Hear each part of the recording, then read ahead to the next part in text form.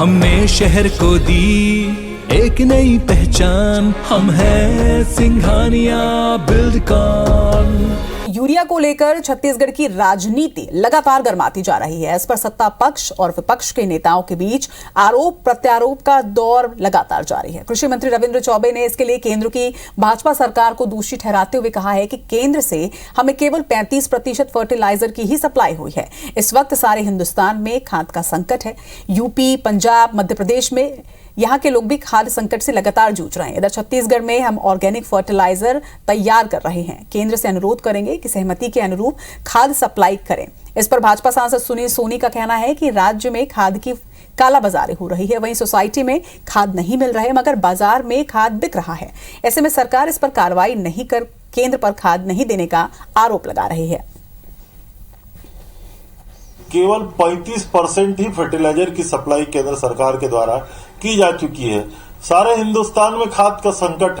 केंद्र सरकार से हम अनुरोध करेंगे कि जितनी खाद की आपूर्ति की सहमति केंद्र सरकार ने दी है वो समय सीमा के अंतर्गत वो आपूर्ति बनी रहनी चाहिए। छत्तीसगढ़ के अंदर में 5-7 व्यापारी लोगों ने जो यूरिया को केंद्र के यूरिया को डंप करके रखा है,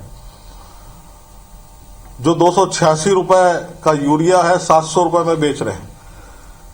कालाबाजारी उस क्षेत्र में भी किसानों को भी नहीं छोड़ा इस सरकार ने, तो उसकी भरपाई कौन करेगा? क्यों सोसाइटी से क्यों नहीं बिकवाते? मेरा प्रश्न है। और इस खबर पर ज्यादा जानकारी हमारे सहयोगी राजेश मिश्रा से लेंगे जो लगातार हमारे साथ जुड़े हुए हैं। राजेश, एक तरफ विपक्ष जो है वो आरोप लगा रहा है कि यूरिया की कालाबाजारी हो रही है, दूसरी तरफ सरकार जो है वो केंद्र सरकार से अनुरोध कर रही है। इस बीच में किसान की समस्या का समाधान कैसे निकलेगा?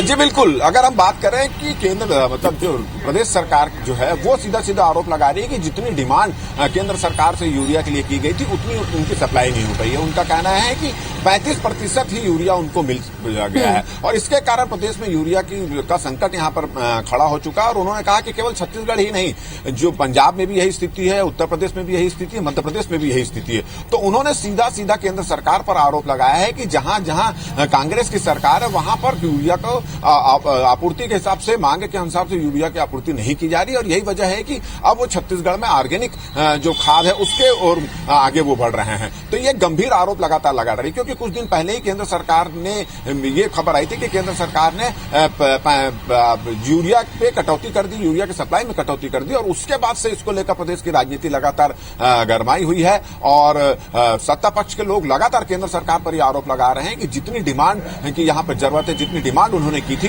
उतना यूरिया नहीं दिया जा रहा है। इससे किसानों की हितैषी बनने वाली भारतीय जनता पार्टी की सरकार की पोल खुल रही है और उनका कहना है कि जानबूझकर जो कांग्रेस शासित राज्य हैं वहां उन पर उनको यूरिया जो है कम उपलब्ध कराया। राजेश, लेकिन विपक्ष कह रहा है कि सोसाइटी में भले ही यूरिया नहीं मिल रहा हो लेकिन बाजारों में यूरिया बिक रहा है, यानी कि यूरिया की कालाबाजारी हो रही है साफ तौर पर।